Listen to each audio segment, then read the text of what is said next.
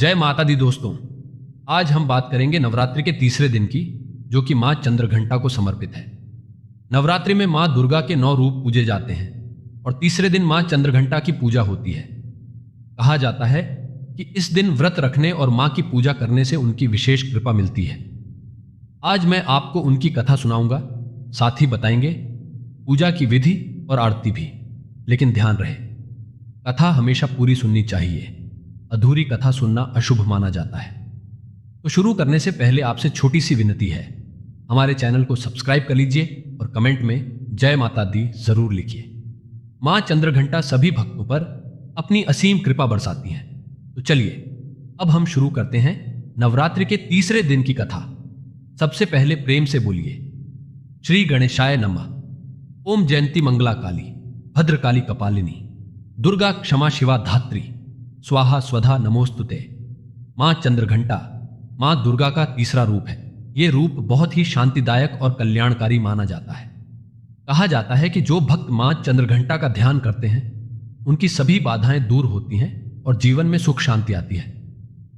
मां चंद्रघंटा का ध्यान और पूजा हमारे इस लोक और परलोक दोनों के लिए बहुत कल्याणकारी मानी जाती है। मां के मस्तक पर घंटे के आकार का अर्धचंद्र है, इसी कारण उन्हें चंद्रघंटा कहा जाता है। उनका शरीर सोने जैसी चमक लिए हुए है और उनके 10 हाथ हैं। मां के हाथों में खड्ग, तलवार और कई तरह के अस्त्र शस्त्र रहते हैं। वो सिंह पर सवार होकर संग्राम के लिए हमेशा तैयार दिखाई देती है।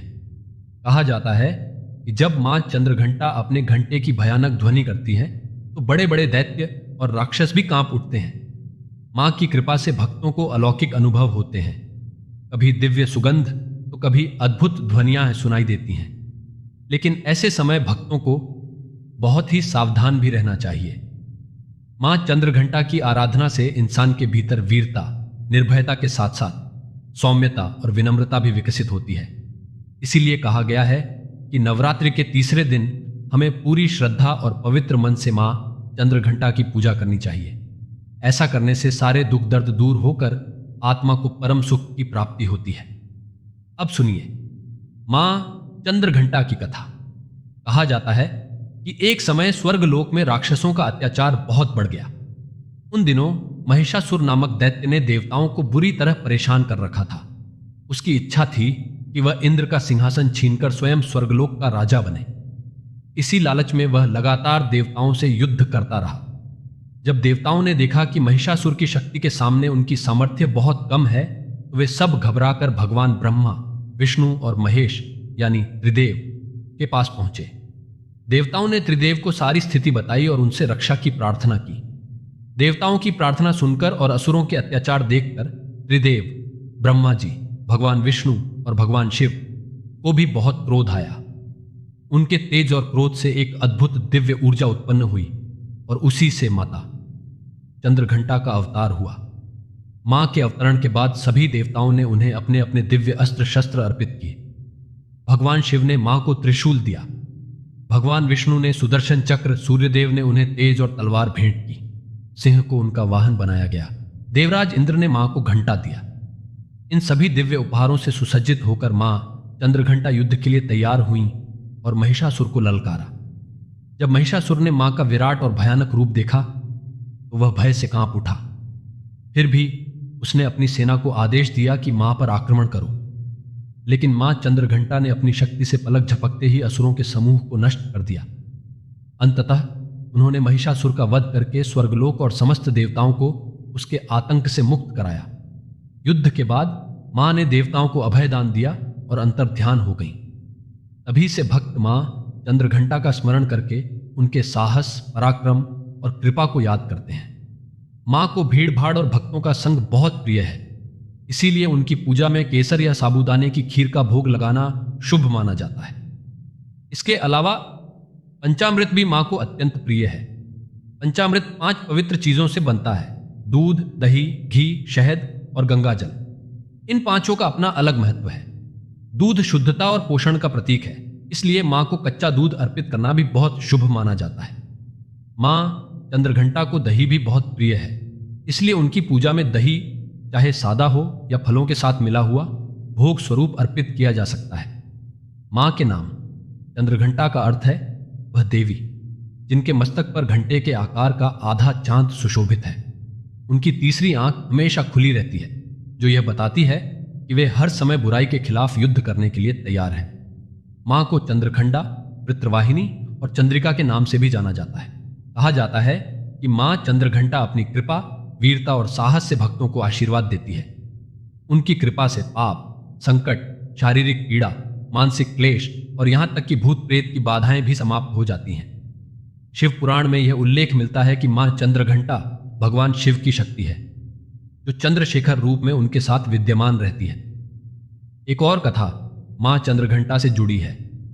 कहा जाता है कि जब माता पार्वती का विवाह भगवान शिव से हुआ था, उस समय तारकासुर नामक एक असुर पूरे ब्रह्मांड में कहर ढा रहा था।